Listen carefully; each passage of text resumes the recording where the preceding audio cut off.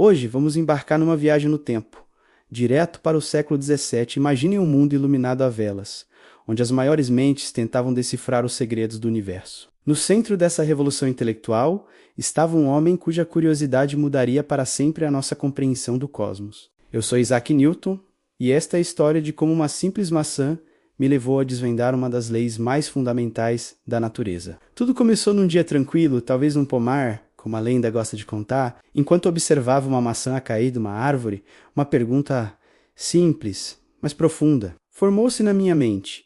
Por que a maçã cai sempre para baixo, em direção ao centro da Terra? E mais, se essa força atua sobre a maçã, será que ela se estende mais além?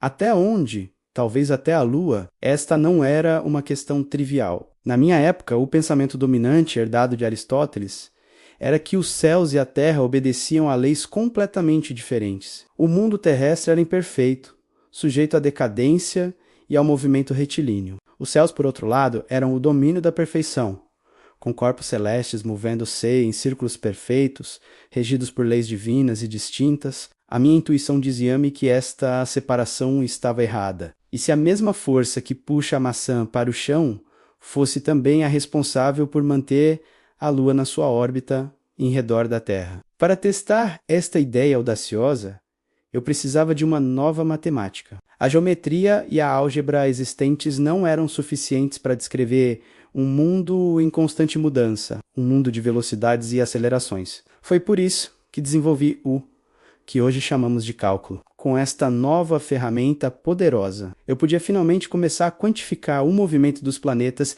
e a força que os governava. A minha investigação levou-me a uma conclusão surpreendente e elegante. Descobri que todos os objetos no universo se atraem mutuamente. Sim, você e a pessoa ao seu lado.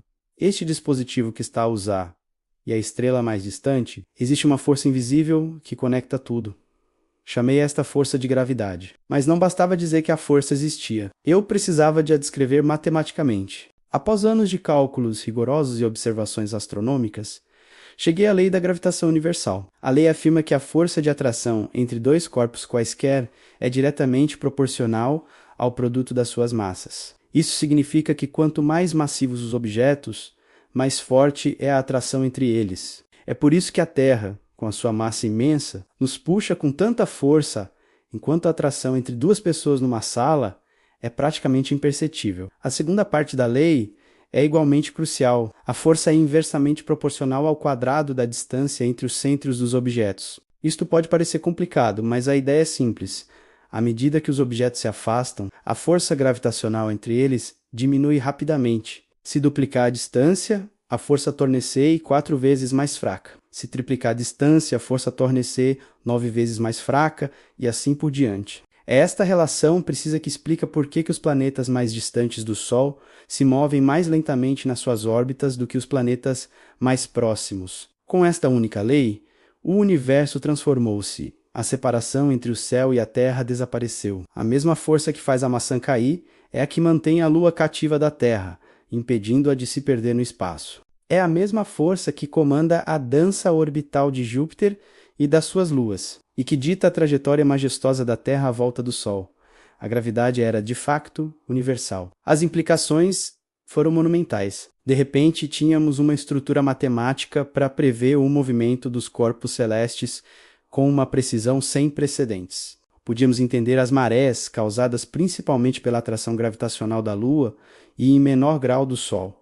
Podíamos até prever a existência de planetas desconhecidos. Décadas após a minha morte, observando irregularidades na órbita de Urano, os astrônomos usaram a minha lei para calcular a posição de um planeta ainda não visto, o que levou à descoberta de Neptuno, uma prova espetacular do poder preditivo da minha teoria. O meu trabalho sobre a gravidade, publicado na minha obra Philosophiae Naturaliae Principia Mathematica, não apenas explicou o como, mas também nos deu a confiança de que o universo era ordenado e compreensível. Ele funcionava de acordo com leis matemáticas precisas que a mente humana podia descobrir e entender. Esta foi uma mudança de paradigma, que abriu caminho para toda a física moderna. Claro, a minha teoria não foi a palavra final. Mais de 200 anos depois, um jovem físico chamado Albert Einstein olharia para a gravidade de uma forma totalmente nova. Não como uma força, mas como uma curvatura no próprio tecido do espaço e do tempo.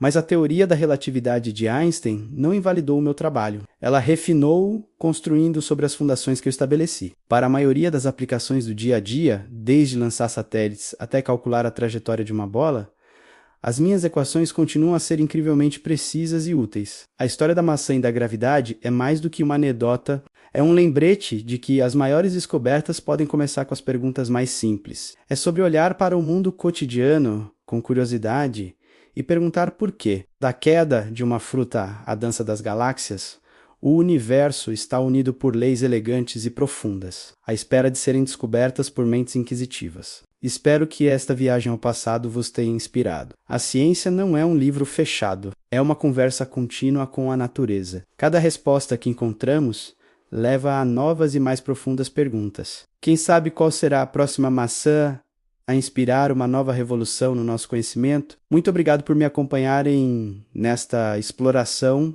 Se gostaram de desvendar os segredos do universo, não se esqueçam de deixar o vosso like, subscrever o canal e ativar as notificações para não perderem a nossa próxima aventura científica. Até a próxima!